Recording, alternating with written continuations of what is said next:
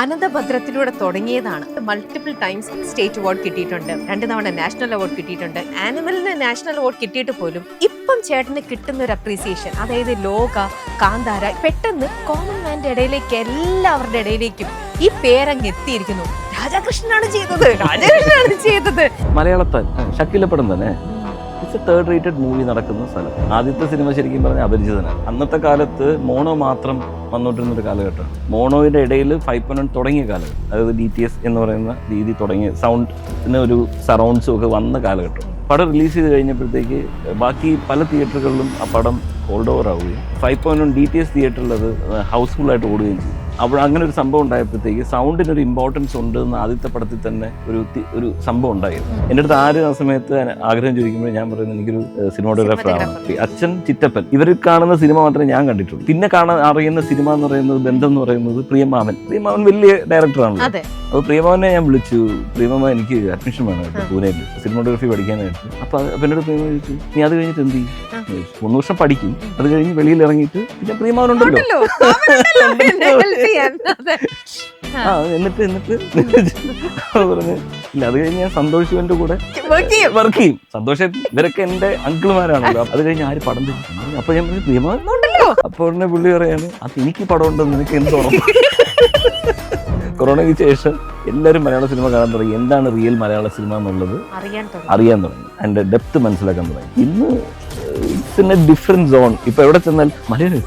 കാർത്തിക് സുബ്രാജ് ആദ്യമായിട്ട് പടം ചെയ്തപ്പോൾ പിസ, തെലുങ്കിൽ എനിക്ക് പേരുണ്ടാക്കി തന്ന സിനിമകൾ പലതുണ്ട്. അർജുൻ റെഡ്ഡി പ്ലാൻ ചെയ്തപ്പോഴത്തേക്ക് ഞാൻ ആ സമയത്ത് പ്രേമം എന്ന് പറയുന്ന മലയാള സിനിമ ചെയ്തിട്ടിരിക്കും. തെലുങ്കിൽ പടം ചെയ്തിട്ടുണ്ട്, മലയാളത്തിൽ ചെയ്തിട്ടുണ്ട്, എല്ലാത്തിലും ചെയ്തിട്ടുണ്ടെങ്കിൽ കാന്താര ഫസ്റ്റ് പാർട്ട് അത് ചെയ്ത് കഴിഞ്ഞപ്പോഴത്തേക്കാണ് കംപ്ലീറ്റ് എൻ്റെ ഒരു ഡോർ ഓപ്പൺ ആയി. ഓൾ ഇന്ത്യ ലെവലിലോട്ട് ഒരു ഡോർ ഓപ്പൺ ആയി. So I can start demanding. നമ്മൾ ഒരു ശമ്പളം എനിക്ക് ഇന്ത്യ കിട്ടിയാലേ ഞാൻ ചെയ്യാൻ പറ്റുള്ളൂ. ആ കസലോട്ട് വരാൻ ചില്ലറ പരിപാടിയല്ല. കാരണം ഒരുപാട് നമ്മുടെ മുമ്പിൽ സീനിയർ ആൾക്കാരും, അതേപോലെ എൻ്റെ ഗുരുനാഥൻ വളരെ ആക്റ്റീവായിട്ട് നിൽക്കുന്ന ദീപൻ ചാറ്റർജി ആക്റ്റീവായിട്ട് നിൽക്കുന്ന സമയത്താണ് എല്ലാ സിനിമയും പ്രിയദർശൻ കിലുക്കം മുതൽ അത് പ്രിയമാവന്റെ സിനിമകൾ ഫുൾ ചെയ്തുകൊണ്ടിരുന്ന വ്യക്തി നിൽക്കുമ്പോഴാണ്, അത് അവിടെ ഉണ്ട് സ്റ്റുഡിയോ, എനിക്ക് വെട്ടം പറഞ്ഞ പടത്തിന് വലിയ അവസരം.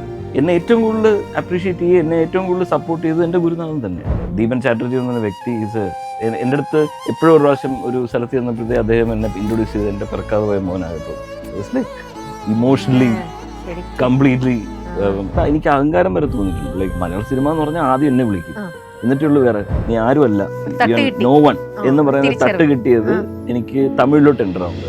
നമ്മുടെ പത്മജാന്റിയുടെയും രാധാകൃഷ്ണൻ സാറിന്റെയും മകനാണ്.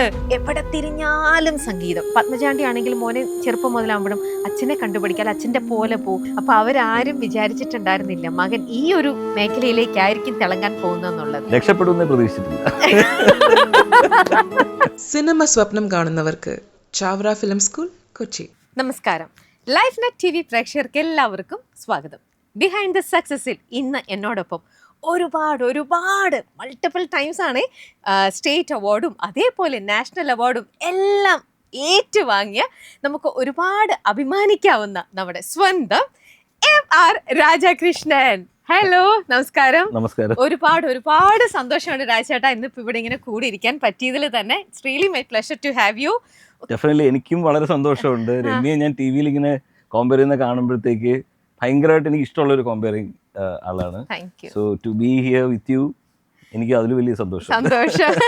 ഇനി ആ സന്തോഷമൊക്കെ എനിക്ക് അറിയുന്നത് രാജേട്ടൻ നമ്മുടെ പത്മജാന്റിയുടെയും രാധാകൃഷ്ണൻ സാറിന്റെയും മകനാണ്. അദ്ദേഹമാണ് ഈ ക്രിയേഷൻ ഇത്ര അധികം ബ്യൂട്ടിഫുൾ ആയിട്ടുള്ള എല്ലാം ക്രിയേറ്റ് ചെയ്തത് എന്നൊക്കെ ഞാൻ അറിഞ്ഞൊരു നിമിഷം എനിക്കുണ്ടായിരുന്ന ഒരു ഫീൽ ഉണ്ടല്ലോ, ഭയങ്കര ഗ്രേറ്റ് ആയിട്ടുള്ള ഒരു ഫീൽ. ശരിക്കും പറഞ്ഞാൽ എനിക്ക് നാഷണൽ അവാർഡ് കിട്ടിയതിനേക്കാളുള്ള എനർജിയാണ് ഇന്ദിരാഷ്ണ മകൻ എന്ന് പറയുമ്പോൾ. അതെ, തീർച്ചയായിട്ടും.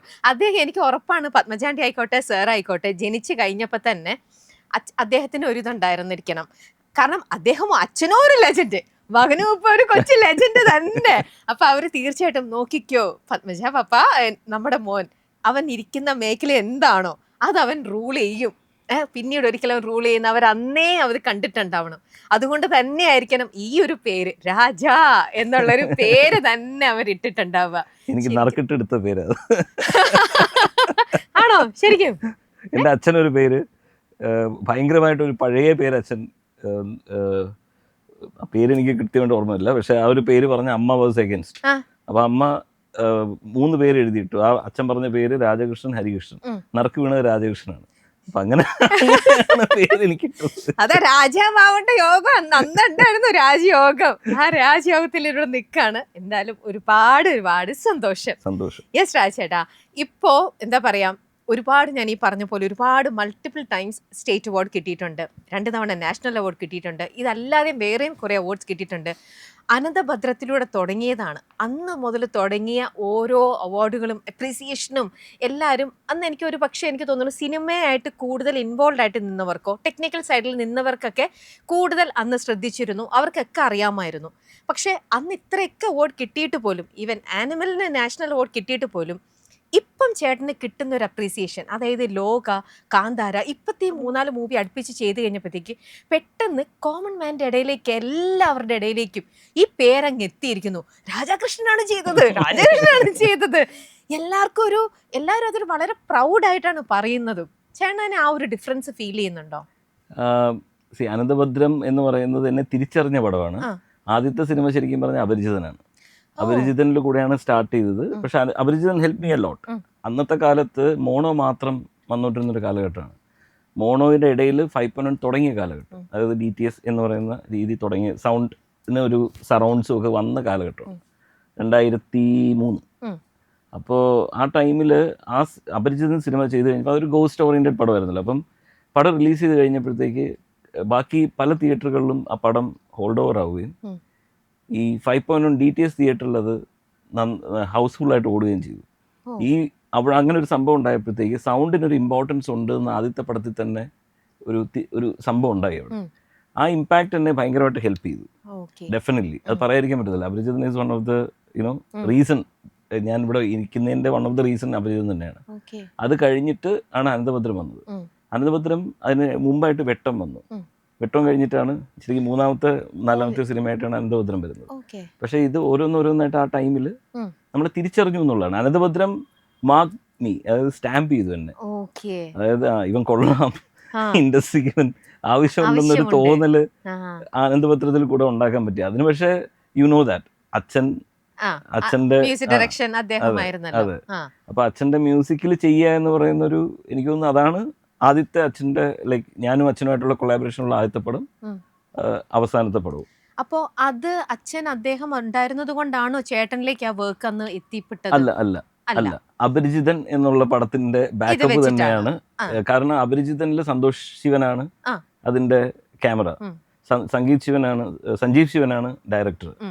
സോ അതേ ബന്ധം തന്നെയാണ്, അതേ കോൺഫിഡൻസ് ആണ് അവർക്ക് ഇത്രയും വലിയൊരു പടം എന്നെ ഏൽപ്പിക്കാനായിട്ട് അവർക്കുണ്ടായിരുന്നു. സന്തോഷേട്ടൻ ഡയറക്ട് ചെയ്തപ്പോൾ സന്തോഷേട്ടൻ്റെ ഇത് തന്നെയായിരുന്നു, തീരുമാനം തന്നെയായിരുന്നു രാധാകൃഷ്ണൻ ചെയ്താൽ മതി. ഇതിനകത്ത് വേറൊരു കാര്യം കൂടെ ഉണ്ട്. അതായത് എൻ്റെ ലൈഫിൽ ഞാൻ ക്യാമറ പഠിക്കാൻ വേണ്ടിയിട്ട് ഭയങ്കര ആഗ്രഹിച്ച് കോളേജിൽ അങ്ങനെ നടന്നു. കയ്യിലെപ്പോഴും ഒരു ക്യാമറ ഉണ്ടാവും, അത് വെച്ച് ഫോട്ടോ എടുത്ത് ഞാൻ ഫോട്ടോഗ്രാഫർ ആവണം അല്ലെങ്കിൽ സിനിമാറ്റോഗ്രാഫർ ആവണം. എൻ്റെ അടുത്ത് ആരും ആ സമയത്ത് ആഗ്രഹം ചോദിക്കുമ്പോൾ ഞാൻ പറയുന്നത് എനിക്കൊരു സിനിമാറ്റോഗ്രാഫർ ആവണം. എങ്ങനെ പഠിക്കും? ഞാൻ സന്തോഷ് ശിവന്റെ കൂടെ പോയിരുന്ന് പഠിക്കണം എന്ന് പറഞ്ഞിട്ട് അത് പ്രിയദർശൻ എന്ന് പറയുന്ന വ്യക്തിയിലോട്ട് എത്തുമ്പോൾ എൻ്റെ ആഗ്രഹം, കോളേജ് ഫൈനൽ ഇയർ ആയപ്പോൾ പ്രിയമാമൻ, ഞാൻ വിളിക്കുന്ന പ്രിയമാമൻ, എനിക്ക് സിനിമ അച്ഛൻ ചിറ്റപ്പൻ ഇവർ കാണുന്ന സിനിമ മാത്രമേ ഞാൻ കണ്ടിട്ടുള്ളൂ. അപ്പോൾ പിന്നെ അറിയുന്ന സിനിമ എന്ന് പറയുന്നത്, ബന്ധം എന്ന് പറയുന്നത് പ്രിയമാമൻ വലിയ ഡയറക്ടറാണല്ലോ. അപ്പോൾ പ്രിയമാമനെ ഞാൻ വിളിച്ചു, പ്രിയമാമ എനിക്ക് അഡ്മിഷൻ വേണം കേട്ടോ പൂനെയിൽ. നിനക്ക് അഡ്മിഷൻ എന്തിന് എന്ന് ചോദിച്ചു, അല്ലെങ്കിൽ സിനിമാറ്റോഗ്രഫി പഠിക്കാനായിട്ട്. അപ്പോൾ എന്നോട് പ്രിയമാമ ചോദിച്ചു, നീ അത് കഴിഞ്ഞിട്ട് എന്ത് ചെയ്യും എന്ന് ചോദിച്ചു. അത് പറഞ്ഞു, ഞാൻ 3 വർഷം പഠിക്കും. ഞാൻ എൻ്റെ കോളേജ് പഠിക്കുന്ന സമയത്തുള്ള കോളാണ്. 3 വർഷം പഠിക്കും, അത് കഴിഞ്ഞ് വെളിയിൽ ഇറങ്ങിയിട്ട് എനിക്ക് പിന്നെ പ്രിയമാവനുണ്ടല്ലോ എന്നിട്ട് പറഞ്ഞു, ഇല്ല അത് കഴിഞ്ഞ് ഞാൻ സന്തോഷ് ശിവന്റെ കൂടെ വർക്ക് ചെയ്യും. അതായത് അസിസ്റ്റന്റ് ആയിട്ട് ഞാൻ സന്തോഷ് ശിവന്റെ കൂടെ കയറും. സന്തോഷായിട്ട് ഇവരൊക്കെ എന്റെ അങ്കിൾമാരാണല്ലോ. അപ്പുറം അപ്പൊ ഭയങ്കര ധൈര്യമാണ്. സന്തോഷ് ശിവന്റെ കൂടെ ഞാൻ വർക്ക് ചെയ്യും. അപ്പൊ അത് കഴിഞ്ഞിട്ട് ചോദിച്ചു, നീ എത്ര നാൾ വർക്ക് ചെയ്യും? പറഞ്ഞു, ഒരു 5 വർഷം. 5 വർഷമെങ്കിലും എടുക്കും എന്തായാലും ഒരു സിനിമാറ്റോഗ്രാഫർ ആയിട്ട് നിന്നെ ഇത് ചെയ്യാനായിട്ട്. അത് കഴിഞ്ഞ് ആര് പടം തരും എന്ന് പറഞ്ഞു. അപ്പൊ ഞാൻ പറഞ്ഞു, പ്രിയമാൻ പടം തരും. അപ്പോൾ ഉടനെ പുള്ളി പറയാണ്, അത് എനിക്ക് പടം ഉണ്ടെന്ന് നിനക്ക് എന്ത് ഉറപ്പ്?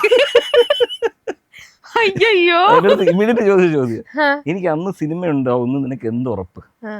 ഞാൻ പറഞ്ഞു ഉണ്ടാവുമല്ലോ, you are one of the top director, എവിടെ പോകാനാ ഇവനോടുണ്ടാവും. ഒരു ഉറപ്പില്ല പോലെ. അതാണ് സിനിമ. കാരണം നീ ചോദിക്കുന്ന ചോദ്യം അല്ലെങ്കിൽ നീ പറയുന്ന ഒരു കോൺഫിഡൻസ് എന്ന് പറയുന്നത് നിന്റെ അച്ഛനും ചിറ്റപ്പനും കൂടെ കാണുന്ന സിനിമ മാത്രമേ നീ കണ്ടിട്ടുള്ളൂ. നീ ഒരു കാര്യം ചെയ്യും, ഞാൻ ഇവിടെ സ്റ്റുഡിയോ പണിയുന്നുണ്ട്, നീ ആദ്യം ചെന്നൈയിലോട്ട് പഠിത്തം 4 ഫ്രെയിംസ് ആ സ്റ്റുഡിയോ പണിയാ, അപ്പൊ കൺസ്ട്രക്ഷൻ നടക്കുക, അപ്പൊ നീ നേരെ അങ്ങ് പോരെ എന്ന് പറഞ്ഞു. അപ്പൊ അങ്ങനെ ഞാൻ അവിടെ ചെന്നു സിനിമ പഠിക്കാൻ. സൗണ്ട് പഠിക്കാനല്ല, സിനിമ പഠിക്കാനാണ് പ്രിയദർശൻ പോലത്തെ വലിയൊരു ഡയറക്ടറുടെ സ്റ്റുഡിയോയിലേക്ക് എത്തുന്നത്. അതെ, സ്റ്റുഡിയോയിൽ അവിടെ എത്തി സിനിമ പഠിക്കാമല്ലോ. അപ്പൊ എന്നിട്ട് എൻ്റെ അടുത്ത് പ്രിയമ പറയുന്നത്, നീ അത് വാ, എന്നിട്ട് ഇവിടെയാണ് ശരിക്കും സിനിമയുടെ ലോകം നിനക്ക് മനസ്സിലാവും. എന്നിട്ട് നീ പറയുകയാണ്, ഒരു 6 മാസം കഴിഞ്ഞിട്ട് നീ പറയുകയാണ്, എനിക്ക് പൂനെയിൽ പോകണം, പഠിക്കണം. ഞാൻ തന്നെ എല്ലാ സെറ്റപ്പും ചെയ്തു തരാം. നീ ആദ്യം വന്ന് ചുമ്മാ 6 മാസം ഇവിടെ നിൽക്കും. ഈ 6 മാസം നിൽക്കുന്ന സമയത്ത് ഈ സൗണ്ടുമായിട്ടുള്ള കണക്ഷൻസ് ഉണ്ടായി. പിന്നെ സൗണ്ട് ആയി എൻ്റെ ജീവിതം. അങ്ങനെ ഓട്ടോമാറ്റിക്കായിട്ട് ഇപ്പൊ 26 വർഷമായി 6 മാസത്തിന് പോയത്. വെറുതെ ചുറ്റിക്കറങ്ങി 4 ഫ്രെയിംസ് കാണാനും സ്റ്റുഡിയോ ഫിലിം എന്താന്ന് അറിയാൻ പോയ പയ്യനാ. അവിടുന്ന് 26 വർഷം. പിന്നെ 4 ഫ്രെയിംസ് എപ്പോഴും നമ്മുടെ ഹോമാണ്, ലൈക്ക് എൻ്റെ വീട് തന്നെയാണ് 4 ഫ്രെയിംസ്. പ്രിയദർശൻ ആ സ്ഥലം എന്ന് പറയുന്നത്, അവിടെ ഒരു പ്രൊജക്ടർ കേടായാൽ പോലും ഇപ്പോഴും എന്നെ വിളിക്കും. ഞാനിപ്പോ എല്ലായിടത്തും ഓടി നടന്ന് വർക്ക് ചെയ്യുന്ന ഒരാളാണെങ്കിൽ പോലും ഇന്നും എൻ്റെ വീട് അത് തന്നെയാണ്. ഓക്കെ, അപ്പോ അവിടെ പോയപ്പോഴാണ് ചേട്ടൻ സൗണ്ടിലേക്ക് ശ്രദ്ധിക്കപ്പെട്ടതെന്ന് പറഞ്ഞു. ഇനി നമുക്കൊന്നൊന്ന് ഫ്ലാഷ് ബാക്കിലേക്ക് അങ്ങനെയാണെങ്കിൽ ഒന്ന് പോയിട്ട് ഇനി ബാക്കി മുന്നോട്ട് പോവാം. ഈ എവിടെ തിരിഞ്ഞാലും സംഗീതം, വീട്ടിനകത്ത് വരികളിലൂടെ ആയിക്കോട്ടെ, പത്മചാണ്ടി നല്ലതായിട്ട് കവിത എഴുതൂല്, വരികളിലൂടെ ആയിക്കോട്ടെ, അദ്ദേഹത്തിന്റെ ഗാനങ്ങളിലൂടെ ആയിക്കോട്ടെ, ഫുൾ എപ്പോഴും സംഗീതമാണ്. അങ്ങോട്ട് തിരിഞ്ഞാലും ഇങ്ങോട്ട് തിരിഞ്ഞാലും മുത്തശ്ശനും ഒക്കെ ആയിട്ട്. അപ്പോൾ ഒരുപക്ഷെ ഒരു കുട്ടി ജനിച്ച് വളരുമ്പോൾ മുതൽ എപ്പോഴും ഈ സംഗീതം കേൾക്കുമ്പോൾ ടൂ മച്ച് കേട്ട് കഴിയുമ്പോൾ ചിലപ്പോൾ നമുക്ക് അതിനോടുള്ള ഒരു വില കുറയും, അല്ലെ, അല്ലെങ്കിൽ അതിൻ്റെ വാല്യൂ മനസ്സിലാവാതെ വരും. അത് ആരുടെയും കുഴപ്പമല്ല, സ്വാഭാവികമായിട്ടും അങ്ങനെയാണ്. ഒരുപക്ഷെ ചേട്ടൻ ജനിച്ച് വളർന്നപ്പോൾ എപ്പോഴും ഇത് കേൾക്കുന്നത് കൊണ്ടും അതിൻ്റെ ഒരു വാല്യൂ, ചേട്ടൻ പഠിച്ചിട്ടുമുണ്ട്, ക്ലാസിക്കലി പഠിച്ചിട്ടുള്ളൊരു വ്യക്തിയും കൂടെയാണ്, എന്നാലും അതിൻ്റെ ഒരു വാല്യൂ മനസ്സിലാവാത്തത് കൊണ്ടാണോ സംഗീതത്തിനോട് ഇത്ര അധികം ഒരു പാഷനായിട്ട് ഒന്നും പോവാതെ, ആ ഒരു മേഖലയിലേക്ക് അധികം ഡീപ്പായിട്ട് ഒന്നും പോവാതെ നിന്നത്? ഇല്ല, അങ്ങനല്ല. അതായത് ഞാൻ മ്യൂസിക് പാട്ട് പഠിച്ചിട്ടുണ്ട്. എനിക്ക് വേണ്ടിയിട്ട് നല്ലമ്മ ബാച്ച് തുടങ്ങിയിട്ടുണ്ട്. അപ്പൊ എന്റെ കൂടെ പഠിക്കുന്നവരൊക്കെ ഇപ്പൊ വലിയ വലിയ പാട്ടുകാരായി. എന്റെ കൂടെ അന്ന് പഠിച്ചിട്ടുണ്ട്. ബാച്ച് തുടങ്ങിയത് എനിക്കും എന്റെ അനിയത്തിക്കും വേണ്ടിയിട്ടാണ് ബാച്ച് തുടങ്ങിയത്. ഒരു ബാച്ച് തുടങ്ങി. അതിന്റെ കൂടെ ഒരു 7 പേര്, ഞങ്ങൾ 2 പേരും ഒറ്റയ്ക്ക് ഇരുത്തി പാടിപ്പിക്കണ്ട. ശരി, ഇപ്പൊ പുതിയ പിള്ളേർ കുറെ പേര്, അവരൊക്കെ നന്നായിട്ട് പാടുന്നുണ്ട്. പ്ലേ ബാക്ക് അവരിപ്പോ പിള്ളേരെ പഠിപ്പിക്കാൻ തുടങ്ങി. അപ്പൊ അങ്ങനെ സ്റ്റാർട്ട് ചെയ്ത് പലപ്പോഴും ഞങ്ങൾക്ക് ഈ പറഞ്ഞ നേരത്തെ പറഞ്ഞ ഇപ്പൊ എന്റെ നല്ലമ്മ, ഞാൻ നല്ലമ്മ എന്ന് വിളിക്കുന്നു. നല്ലമ്മ പഠിപ്പിക്കുന്ന ക്ലാസ് എനിക്കെന്ത് വിലയുള്ള എന്റെ നല്ലമ്മയാ. ഇത് ക്ലാസ് കഴിഞ്ഞാലും ഞാൻ അവിടെ തന്നെ ഉള്ളത്. എന്റെ അച്ഛൻ പഠിപ്പിക്കുന്നു എന്ന് പറയുമ്പോൾ എന്റെ അച്ഛനാണ്. സോ ഇതിനൊക്കെ ഒരു വാല്യൂ കുറവ് നമുക്ക് ഓട്ടോമാറ്റിക്കലി ഉണ്ടായിരുന്നു. അത് ആ ഒരു, പക്ഷെ എന്നാൽ പോലും ആ അച്ഛൻ എപ്പോഴും പറയുന്ന, അച്ഛൻ എന്നെ തല്ലി പഠിപ്പിക്കാറില്ല. അച്ഛൻ പറയുന്ന ഒരു മെയിൻ പോയിന്റ് എന്ന് പറയുന്നത്, ഇവന് ജ്ഞാനം ഉണ്ടെങ്കിൽ, ഇവൻ പാട്ടുകാരനാവും എന്നിവന്റെ തല എഴുതിയിട്ടുണ്ടെങ്കിൽ അവൻ പാട്ടുകാരനായിരിക്കും. അതിപ്പോൾ ഞാൻ പഠിപ്പിച്ചാലും ശരി, പഠിപ്പിച്ചാലും ശരി. അതിൻ്റെ ഒരു ഉദാഹരണം എന്ന് പറയുന്നത് നമ്മുടെ ചിറ്റപ്പൻ തന്നെ, എൻ്റെ ചിറ്റപ്പൻ തന്നെയാണ്. സാക്ഷാൽ MG ശ്രീകുമാർ. ചിറ്റപ്പനെ അവരാരും പാട്ട് പഠിപ്പിച്ചിട്ടില്ല. ചിറ്റപ്പൻ തന്നെ പല ഇൻ്റർവ്യൂവിലും ചിറ്റപ്പൻ പറഞ്ഞിട്ടുണ്ട്, ചിറ്റപ്പനെ പാട്ട് പഠിപ്പിച്ചിട്ടില്ല, പാട്ട് പഠിപ്പിക്കണ്ട എന്നൊരു തീരുമാനം എടുത്ത ഒരാളാണ്. എൻ്റെ അച്ഛനും ശരി, നല്ലമ്മയും ശരി. എൻ്റെ അച്ഛനും ചിറ്റപ്പനുമായിട്ട് ഏകദേശം 18 വയസ്സിന് വ്യത്യാസമുണ്ട്.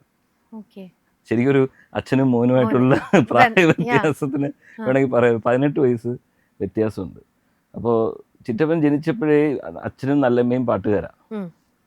അപ്പോൾ ഇനി എന്തിനാണ് മൂന്നാമതൊരാളും കൂടെ പാട്ടിന് പഠിപ്പിക്കുന്നത്? അപ്പൊ ചിറ്റപ്പൻ അടിപൊളിയായിട്ട് പഠിക്കും. കൊച്ചിലെ ഞാൻ പറഞ്ഞു കേട്ടിട്ടുള്ളതാണ്. അപ്പോൾ ചിറ്റപ്പൻ നന്നായിട്ട് പഠിക്കും. അപ്പോൾ അതുകൂടാതെ ചിറ്റപ്പൻ്റെ ഹാൻഡ് റൈറ്റിംഗ് ഈസ് വേറെ ലെവൽ ഹാൻഡ് റൈറ്റിംഗ് ആണ്. അതിപ്പോഴും അത് എഴുതുന്നുണ്ടെങ്കിൽ മറ്റേ അച്ചടി പോലെ അത്ര അടിപൊളി ഹാൻഡ് റൈറ്റിംഗ് ആണ്. അപ്പോൾ ഈ ഹാൻഡ് റൈറ്റിംഗും പിന്നെ ഈ പറഞ്ഞ പോലെ ചിറ്റപ്പൻ ടൈപ്പില് ഭയങ്കര ഹൈ മാർക്സ് എടുത്തിട്ടുള്ള ആളാണ്. പിന്നെ അപ്പൊ ചിറ്റപ്പനെ അങ്ങോട്ട് വിടാം, പക്ഷെ എവിടെ ചിറ്റപ്പൻ അപ്പൊ അച്ഛൻ എപ്പോഴും പറയുന്നത്, അവന്റെ തലയിൽ അവൻ പാട്ടുകാരനാവണമെന്നാണ് വിധി. അത് എങ്ങനെയൊക്കെ നമ്മൾ റീറൂട്ട് ചെയ്ത് വിട്ടാലും you will come back to that. അപ്പൊ അതേപോലെ നിനക്കൊരു ഇതുണ്ടെന്നുണ്ടെങ്കിൽ തീർച്ചയായിട്ടും ഇതിലോട്ട് തന്നെ വരും. പക്ഷെ ഞാൻ കാണുന്ന ഒരു ഇതെന്ന് പറയുന്നത്, ഇന്ന് ഞാൻ ഈ കസേരയിൽ ഇരിക്കുന്നുണ്ടെങ്കിൽ, അല്ലെങ്കിൽ ഈ പറയുന്ന സൗണ്ട് എന്ന് പറഞ്ഞിരിക്കുന്നുണ്ടെങ്കിൽ, എനിക്ക് ഈ എന്താ പറയുക മ്യൂസിക് ബാക്കിംഗ് ഉള്ളതുകൊണ്ട് മാത്രമാണ്. കാരണം ഒരു ഇത്രയും വലിയ വലിയ മ്യൂസിക് ഡയറക്ടേഴ്സ് അവരുടെ മ്യൂസിക് എൻ്റെ കയ്യിൽ ഏൽപ്പിക്കുകയാണ് ഓഡിയൻസിലേക്ക് പ്രസൻറ്റ് ചെയ്യാനായിട്ട്. ഞാനത് മിക്സ് ചെയ്ത് കൃത്യമായി അവർ ഓഡിയൻസിലേക്ക് ഞാൻ എത്തിക്കേണ്ട ചുമതലയ്ക്കുണ്ട്. ഒരു മ്യൂസിക് എഡിറ്റ് ചെയ്യാനാണെങ്കിലും ശരി, ഞാൻ മൃദംഗം പഠിച്ചിട്ടുണ്ട്. സോ മൃദംഗം പഠിച്ചത് പോലും എന്നെ ഒരുപാട് ഇതിൽ ഹെൽപ്പ് ചെയ്യുന്നുണ്ട്. അപ്പം ഒരിക്കലും ഞാൻ മ്യൂസിക്കിൽ നിന്ന് ദൂരെയല്ല, ഇൻഡയറക്ട്ലി. പക്ഷെ ഞാൻ ഒരു പടം മ്യൂസിക് ചെയ്തിട്ടുണ്ട്. ഒരു പടം വിന്റർ എന്ന് പറഞ്ഞൊരു സിനിമ, ജയറാംചേട്ടൻ്റെ, നമ്മുടെ ദീപു കരുണാകരൻ ഡയറക്റ്റ് ചെയ്ത പടം, ജയറാംചേട്ടൻ്റെ. അത് 2002 എനിക്ക് തോന്നുന്നു. മിക്സിംഗ് ഒക്കെ ഞാൻ എൻ്റെ പേര് വെളിയിൽ വരുന്നതിന് മുമ്പ് ഞാൻ ആദ്യം ചെയ്തത് മ്യൂസിക് ഡയറക്ഷനാണ്. വിന്റർ എന്ന് പറഞ്ഞ പടം ചെയ്തു. പിന്നെ അതിൽ ശരിക്കും എനിക്ക് പ്രോഗ്രാമറായിട്ട് എൻ്റെ കൂടെ വന്നത് ഗോപി സുന്ദറൊക്കെയാണ്. അന്ന് ഗോപി പടം മ്യൂസിക് ഡയറക്ടർ ആയിട്ടില്ല. അപ്പൊ അതിന് മുമ്പേ പിന്നെ എൻ്റെ ഒരു തിരിച്ചറിവുണ്ട്. എൻ്റെ അച്ഛനൊക്കെ മ്യൂസിക് കമ്പോസ് ചെയ്യുന്ന കണ്ടു കഴിഞ്ഞാൽ നെവർ സീൻ, അതൊരു ഒരു ഒരു കാഴ്ചയാണ്. അതൊരു പാട്ടൊക്കെ ഇങ്ങനെ എടുത്ത് വെച്ചിട്ട് 5 മിനിറ്റ് കൊണ്ട് അതിന് ട്യൂൺ ഇടും. ആ ഒരു പാട്ടൊക്കെ 5 മിനിറ്റ്. അത് ചിത്രചേച്ചിയൊക്കെ പല ഇൻ്റർവ്യൂവിലും ചിത്രചേച്ചി പറഞ്ഞിട്ടുണ്ട്. അതായത് അവരൊക്കെ കൊച്ചായിരിക്കുമ്പം ഈ മറ്റൊരു ഫയലിൽ ഇഷ്ടം പോലെ എല്ലാവരും ഈ പോസ്റ്റിൽ പാട്ടയക്കും ഈ ലളിതഗാനത്തിന് വേണ്ടി. അപ്പം പോസ്റ്റിൽ വന്നിട്ട് വീട്ടിൽ ഒരു ഫയൽ നിറച്ച് പാട്ടുകളുണ്ടാവും. അച്ഛൻ ഇങ്ങനെ മറിച്ച് നോക്കിയിട്ട് ലളിതഗാനമാണേ, ഇത് കൊള്ളാമല്ലോ എന്ന് പറഞ്ഞ് ജസ്റ്റ് ഈ വെളിയിൽ നിന്ന് വരുന്നതിൽ ഒരു ലളിതഗാനം സെലക്ട് ചെയ്യും. അതിൽ ഇത് കൊള്ളാം എന്ന് പറഞ്ഞ് നേരെ അച്ഛനൊരു അംബാസിഡർ കാർ, ആ കാറിൻ്റെ പുറത്ത്, ശ്രീരംഗിൻ്റെ പുറത്ത് ഇത് പാട്ട് വെച്ചിട്ട് ഡ്രൈവ് ചെയ്ത്, ശരിക്കും 1 കിലോമീറ്റർ 1.5 കിലോമീറ്റേഴ്സേ ഉള്ളൂ വീട്ടിൽ നിന്ന് ആകാശവാണി വരെ. ഈ ആകാശവാണി ചിത്രചേച്ചി ലെഫ്റ്റ് സൈഡിലുണ്ടാവും. അവിടെ എത്തുമ്പോഴത്തേക്ക് പാട്ട് കമ്പോസ് ചെയ്ത് കഴിയും. ഇത്ര ലാഘവത്തോടുകൂടിയാണ് അച്ഛനൊരു പാട്ട് കമ്പോസ് ചെയ്യുന്നത്. അപ്പോൾ ഞാനൊരു പാട്ട് കമ്പോസ് ചെയ്യാനായിട്ട് ഞാൻ 2 മാസം എടുത്തു. സോ നമ്മളൊരു തിരിച്ചറിവുണ്ട് എൻ്റെ അകത്ത്. കാരണം നമുക്ക് അവർ ലെജൻസാണ്. ഞാനെന്തിനാണ് അവരുടെ പേര് ചീത്തയാക്കുന്നത്? ഞാൻ എൻ്റെ ഒരു ലെവലിൽ എനിക്ക് മ്യൂസിക് നോളജ് ഉണ്ടെന്ന് പറഞ്ഞിട്ട് കാര്യമില്ല. എനിക്കത് പുൾ ഓഫ് ചെയ്യാനായിട്ടില്ല. ഞാൻ അത്രയും പ്രാക്ടീസ് ചെയ്യണം, അത്രയും ഡെഡിക്കേറ്റ് ചെയ്യണം. ഞാൻ അതിൻ്റെ അകത്ത് അത്രയും ഡെഡിക്കേറ്റ് ചെയ്ത് ഞാൻ എന്നെ തന്നെ ട്രെയിൻ ചെയ്യിപ്പിച്ച് ഒരു വലിയ മ്യൂസിക് ഡയറക്ടറാക്കി മാറ്റണം. സോ അതിന് മുമ്പേ ഞാൻ ഒരു സൗണ്ട് ഡിസൈനറും സൗണ്ട് മിക്സറുമായിട്ട് മാറി. ഞാൻ അതിൽ തിരക്കായി. പിന്നെ എൻ്റെ ഫോക്കസ് മുഴുവൻ ഞാൻ അങ്ങോട്ടേക്ക് മാറി. പക്ഷേ അല്ല, എൻ്റെ മ്യൂസിക്കിൻ്റെ അടുത്തുള്ള നോളജ് തന്നെയാണ് ഞാനിപ്പോൾ ഇവിടെ ഇത് ചെയ്തുകൊണ്ടിരിക്കുന്നത്. ഓക്കെ. പക്ഷെ എപ്പോഴെങ്കിലും അറിഞ്ഞോ അറിയാതെയോ അച്ഛനെ പോലെ തന്നെ എത്തണം. കാരണം അമ്മമാരാണെങ്കിലും, കാരണം അച്ഛൻ ഇത്രയും സക്സസ്ഫുൾ ആയിട്ട് പ്രൂവ് ചെയ്ത് കാണിച്ചിരിക്കുന്ന ഒരു വ്യക്തിത്വമാണ്, അതൊരു ലെജൻഡാണ് അദ്ദേഹം. അപ്പം പത്മജാണ്ടി ആണെങ്കിലും മോനെ ചെറുപ്പം മുതലാകുമ്പോഴും അച്ഛനെ കണ്ടുപിടിക്കാൻ, അച്ഛൻ്റെ പോലെ നമ്മളെപ്പോഴും ആ ഒരു ട്രാക്കിലൂടെ, പ്രത്യേകിച്ചും ആൺമക്കളെ അച്ഛൻ്റെ ട്രാക്കിലൂടെ വിടുമല്ലോ. അപ്പൊ അങ്ങനെ ഒരു എഫേർട്ട് എപ്പോഴെങ്കിലും ചേട്ടൻ്റെ ഭാഗത്തുനിന്ന് ഉണ്ടായിട്ടില്ല? ഇല്ല, ഒരിക്കലും ഇല്ല. അച്ഛനാണെങ്കിലും ശരി, എന്നെ മൃദംഗം പഠിക്കണം, ഞാൻ മൃദംഗം വെറുതെ കൊച്ചിലെ ഇങ്ങനെ കൊട്ടുന്ന കണ്ടിട്ട് മൃദംഗം പഠിക്കാനായിട്ട് അച്ഛനൊരു എഫേർട്ട് ഇട്ടായിരുന്നു. അത്രയും വലിയ വലിയ ഗുരുക്കന്മാരാണ് എന്നെ പഠിപ്പിച്ചത്. മാവലിക്കര കൃഷ്ണൻകുട്ടി നായർ സാറ്, എന്താ പറയുക, തൃപ്പൂണിത്തുറ രാധാകൃഷ്ണൻ, അനിൽ ചേട്ടൻ, ട്രിവാൻഡ്രം സുരേന്ദ്രൻ, ഇവരൊക്കെയാണ് എൻ്റെ ഗുരുക്കന്മാർ. അതൊക്കെ ലെജൻഡറി മൃദംഗം പ്ലേയേഴ്സാണ്. അപ്പം അവരുടെ അടുത്തൊക്കെ പഠിക്കാൻ പറ്റിയെന്ന് പറയുന്നത് തന്നെ അത് അച്ഛൻ്റെ ഒരു ഇനിഷ്യേറ്റീവ് ആയിരുന്നു. അതുകൂടെ അച്ഛനൊരു ആഗ്രഹം വയലിൻ പഠിക്കണമെന്നുണ്ടായിരുന്നു. ഞാൻ കുറച്ച് നാൾ വയലിൻ പഠിച്ചു. ഞാൻ എൻ്റെ ഒരു സ്വന്തം ഇഷ്ടത്തിൽ പോയി കുറച്ച് നാൾ പിയാനോ പഠിച്ചു. സോ ഈ പറയുന്ന പോലെ അങ്ങനത്തെ എല്ലാ ഇൻസ്ട്രുമെന്റ്സും പഠിക്കാനായിട്ട് ഒരു ശ്രമം നടത്തി. പക്ഷെ ഒന്നും ഞാനത് തൃപ്തി കിട്ടിയിട്ടില്ല. ഞാനത് ക്യാരി ഫോർവേഡ് ചെയ്ത് കൊണ്ടുപോയില്ല. എല്ലാം കുറച്ച് ഷോർട്ട് ടേം ആയിട്ട്, അല്ലെങ്കിൽ ഈ പറയുന്ന പോലെ mridangam was not short term. It's around 8 years ഞാൻ പഠിച്ചു. മറ്റേതൊക്കെ ഒരു 2 years 1 year എന്നൊക്കെ പറഞ്ഞങ്ങ് ഞാൻ നിർത്തി. ഞാൻ I was busy with something else. അങ്ങനെ പോയി ലൈഫ്. അങ്ങനെ ഇപ്പൊ ഞാൻ പറഞ്ഞില്ലേ, ഡിഗ്രി ഫൈനൽ ഇയർ കഴിഞ്ഞപ്പോൾ തന്നെ too young at that time. Like 20 വയസ്സായപ്പോഴേ ഞാൻ കയറി ഇൻഡസ്ട്രിയിൽ ഈ സൗണ്ട് പഠിക്കാനും. അങ്ങനെ അങ്ങ് പോയി. പിന്നെ സൗണ്ടിൽ തിരക്കല്ലാതെ ഞാനിപ്പോ അന്ന് ഇതിൽ പോയില്ലായിരുന്നെങ്കിൽ ചിലപ്പം I may come back to this, പറയാൻ പറ്റില്ല. പക്ഷെ അന്ന് അവിടെ പോയത് കൊണ്ട് ഇപ്പൊ ഇന്ന് സൗണ്ടിലേക്ക് വന്ന് നിൽക്കുകയാണ്. അപ്പൊ അവരാരും വിചാരിച്ചിട്ടുണ്ടായിരുന്നില്ല മകൻ ഈ ഒരു മേഖലയിലേക്കായിരിക്കും തിളങ്ങാൻ പോകുന്നെന്നുള്ളത്. ഒന്നും ഒരു പ്രതീക്ഷ രക്ഷപ്പെടുന്നേ പ്രതീക്ഷിച്ചിട്ടില്ല. അവൻ എന്തെങ്കിലും ആവട്ടെ, പേരിട്ടത് തെറ്റിപ്പോയോ തീർച്ചയായിട്ടും പലപ്പോഴും ചിന്തിച്ചിട്ടുണ്ടാവണോ? ചേട്ടന്റെ കയ്യിലിരുമ്പ് കണ്ടിട്ടല്ലേ? ഞാൻ ബൈക്കിൽ അങ്ങോട്ടും ഇങ്ങോട്ടും ചെത്തി നടക്കുകയായിരുന്നു. അത് അന്നത്തെ ട്രിവാൻഡ്രത്തൂടെ ഇങ്ങനെ കറങ്ങി നടക്കുകയായിരുന്നു. അപ്പൊ അവിടെ നിന്നും അങ്ങനെ 4 ഫ്രെയിംസിലേക്ക് എന്നാ ശരി വരൂ എന്ന് പറഞ്ഞപ്പോ അപ്പൊ ചേട്ടൻ അപ്പൊ മനസ്സുകൊണ്ട് അതൊരു ഒരു എന്താ പറയാ, എന്നാ പോയി കളയാം, ട്രൈ ചെയ്ത് നോക്കാം എന്നൊരു പെട്ടെന്ന് അങ്ങനെ പറഞ്ഞപ്പോ തന്നെ പോവാൻ തോന്നിയോ? അതോ അതും വീട്ടിൽ നിന്ന് കുറച്ച് സ്റ്റാർട്ടിംഗ് ട്രബിൾ ഭയങ്കരമായിരുന്നു. കാരണം എന്റെ ആഗ്രഹത്തിന് എതിരായിട്ടാണ് ഞാൻ പോകുന്നത്. പക്ഷെ അന്ന് അവിടെ ഒരു ആഗ്രഹമുണ്ട്, എന്തെങ്കിലും എന്റെ ലൈഫിൽ എന്തെങ്കിലും, ഞാൻ ഒന്നും ആയിട്ടില്ല. സോ ഞാൻ എവിടെ പോയി ചേരും, എവിടെ പോയി എത്തും, എന്റെ ലൈഫിൽ ഞാൻ എന്താ, ഒന്നും ഐഡിയ ഇല്ല. അപ്പൊ നമുക്ക് എത്താനായിട്ട് ഇങ്ങനെ ഒരു റൂട്ട് കിട്ടി. സോ ലെറ്റ് മീ ട്രൈ എന്ന് പറഞ്ഞാൽ പോയത്. അവിടെ പോയി 6 മാസം നിന്നു. 6 മാസം നിന്നിട്ടും വലിയ അനക്കൊന്നും ആർക്കും വലിയ ഇംപ്രഷൻ ആയിട്ടൊന്നും ഫീൽ ചെയ്യാത്തതുകൊണ്ട് ഞാൻ പതുക്കെ വിചാരിച്ചു ഇത് വർക്കൗട്ട് ആവില്ല, എനിക്കൊന്നും മനസ്സിലാവുന്നില്ല. മൊത്തം ഇപ്പൊ നമ്മളൊരു മിക്സിംഗ് സ്റ്റുഡിയോ പോകുമ്പോൾ മിക്സർ കാണുമ്പോൾ എൻ്റെ അടുത്ത് എല്ലാം ചോദിച്ചു, എൻ്റെ അമ്മ ഇത്രയും സ്വിച്ചോ എന്ന് ഒരുപാട് പേര് സ്ഥിരമായിട്ട് ചോദിക്കുന്ന ഒരു സ്ഥിരം ഇതാണ്. അന്ന് എൻ്റെ അതേ അവസ്ഥ അതായിരുന്നു. ഞാൻ മിക്സിംഗ് സ്റ്റുഡിയോ, എൻ്റെ അമ്മ ഇതൊക്കെ എപ്പോഴും ഇതെങ്ങനെ ഞാൻ പഠിച്ചെടുക്കുന്നത്. അപ്പോൾ ഒരു 2 മാസം നിന്നപ്പോൾ ഇതൊന്നും തലേ കയറുന്നില്ല. ഇത് അനലോഗാണ്, ഫുൾ അനലോഗ്. ഇന്നത്തെ കാലത്ത് ഡിജിറ്റൽ ആയപ്പോഴ് പിള്ളേർക്കൊക്കെ ഭയങ്കര ഈസിയാണ് ഇത് പഠിച്ചെടുക്കുക എന്ന് പറയുന്നത്, കുറെ കൂടെ എളുപ്പമാണ്. പക്ഷെ അന്ന് അങ്ങനെ അല്ല, എല്ലാം അനലോഗാണ്. ഹാർഡ്വെയർസ് മാത്രം വെച്ചിട്ടുള്ള കളിയാണ്, കമ്പ്യൂട്ടറേ ഇല്ല. സൗണ്ട് ഇന്ന് കാണാൻ പറ്റും അല്ലേ, വേവായിട്ട് കാണാൻ പറ്റും. അന്ന് സൗണ്ട് കാണാൻ പറ്റില്ല. അപ്പൊ അത് വെച്ചിട്ട് വേണം നമ്മൾ ജഡ്ജ് ചെയ്യാൻ, സൗണ്ട് വെച്ച് കണ്ടോണ്ട്. ഇപ്പൊ ഞാനൊക്കെ എല്ലാ ശബ്ദവും ശബ്ദങ്ങളായിട്ട് മാത്രം കേട്ടിരുന്ന ഒരു പ്രായം അല്ലേ, തിരിച്ചറിവില്ലാത്തൊരു പ്രായം. അപ്പൊ അവിടെ ചെന്നിട്ട് അനലോഗിൽ വർക്ക് ചെയ്യാനായിട്ട് കാണുമ്പോൾ എനിക്ക് പറഞ്ഞു, ഞാൻ വിചാരിച്ചു ഇതൊന്നും നടക്കില്ല എന്ന് പറഞ്ഞ് ഞാൻ പതുക്കെ 6 മാസം കഴിഞ്ഞപ്പം ഞാൻ വീട് വരെ പോയിട്ട് വരാമേ എന്ന് പറഞ്ഞ് ഞാൻ അവിടുന്ന് പോകുമ്പോഴേ സ്കൂട്ട് ചെയ്ത് വീട്ടിൽ വന്നിരിക്കുക. ഒരു ദിവസം ടി വി ഒക്കെ കണ്ടിരിക്കുന്നത്. അപ്പൊ ഒരാഴ്ചയായിട്ട് തിരിച്ചു പോയില്ല. അപ്പോഴത്തെ ഇടയ്ക്ക് പ്രീമാവൻ വിളിച്ചു, നീ എവിടെ? ഞാൻ പറഞ്ഞു ഇങ്ങനെ വീട്ടിൽ, ഞാൻ വരും, ഇപ്പൊ വരും. വീണ്ടും ഒരു 3 ദിവസം കഴിഞ്ഞപ്പോൾ ലിസ്റ്റ് ചേച്ചി വിളിച്ചു, നീ എന്ത് വരുന്നില്ലേ? ഞാൻ പറഞ്ഞു വരും, ഉടനെ വരും.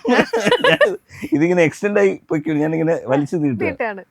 അപ്പൊ പെട്ടെന്ന് ഒരു ദിവസം ഞാൻ അവിടെ ഇരിക്കുമ്പോ നമ്മുടെ നന്ദുചേട്ടനില്ലേ ആർട്ടിസ്റ്റ്, നന്ദുചേട്ടൻ അതുവഴി ഇങ്ങനെ ബൈക്കിൽ വന്നപ്പോ എന്നെ കണ്ടു, നീ എന്താ ഇവിടെ, നീ ചെന്നൈയിലല്ലേ ചോദിച്ചു. അപ്പൊ ഞാൻ പറഞ്ഞു ഞാൻ പോയി തിരിച്ചു ഇങ്ങനെ ഇരിക്കുക എന്നൊക്കെ പറഞ്ഞ് ഇങ്ങനെ ഇരിക്കുക. അപ്പോൾ നന്ദുചേട്ടൻ ചോദിച്ചു, എടാ ഇതിനെ പറ്റി ഭയങ്കര അഭിപ്രായമാണല്ലോ. ഞാൻ പറഞ്ഞു എന്നെ പറ്റിയോ? എവിടെ അഭിപ്രായം?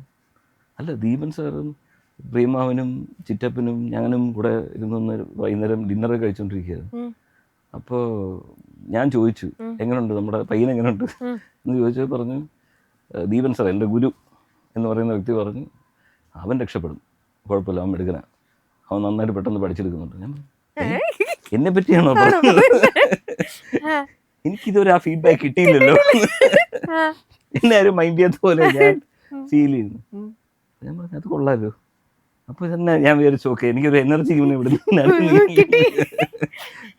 ആ എനർജിയിലാണ് അടുത്ത ദിവസം തന്നെ ബസ് ടിക്കറ്റ് ബുക്ക് ചെയ്തു നേരെ ചെന്നൈ. അടുത്ത ദിവസം പിന്നെ തിരിച്ചു വന്നിട്ടേ ഇല്ല. അപ്പൊ നന്ദുചേട്ടൻ അന്ന് ആ ബൈക്കിൽ അതുവഴി പോയില്ലായിരുന്നെങ്കിൽ അത് ചിലപ്പോ എന്റെ കഥ മാറിയത്, തലയിലെടുത്ത് മാറിയത്. ഇതാണ് എല്ലാം ഓരോ നിമിത്തം ഓരോ ഇതൊന്നും പറയണല്ലേ ശരിക്കും. അപ്പൊ ഇന്ന് നന്ദുചേട്ടൻ പറയും, മോനെ ഞാൻ കാരണം അറിയാത് ഓരോ തലവര ഇത് മാറുന്നത്. അങ്ങനെ ആ ഒരു പോക്ക് പോയത് ആദ്യം പോയതുപോലെയല്ല, നമ്മുടെ എല്ലാവർക്കും ഇഷ്ടമാണ്, എനിക്ക് അവിടെ ഒരു ഇതുണ്ട് എന്നുള്ളൊരു ആ ഒരു വിചാരമുണ്ടല്ലോ ചേട്ടന്റെ മനസ്സിൽ അല്ലേ? എന്റെ എനർജിയെ വേറെയാണ്, എന്റെ എനർജി ലെവലേ വേറെയാണ്. പിന്നെ ഞാൻ എടുക്കുന്ന ഓരോ സ്റ്റെപ്പും ഭയങ്കര ബോൾഡായിട്ടാ. പിന്നെ നമുക്ക് ധൈര്യമാണ്, ഇടിച്ചു കയറാൻ ധൈര്യമായി, ഐ വിൽ ഡു ഇറ്റ് എന്ന് പറയുന്നൊരു ലെവലിലോട്ട് ഇടിച്ചു കയറാൻ ധൈര്യമായി. ഒരുപാട് സന്ദർഭങ്ങൾ പിന്നെ എപ്പിസോഡ് വൈസ് എൻ്റെ ജീവിതത്തിൽ ഉണ്ടായിട്ടുണ്ട്.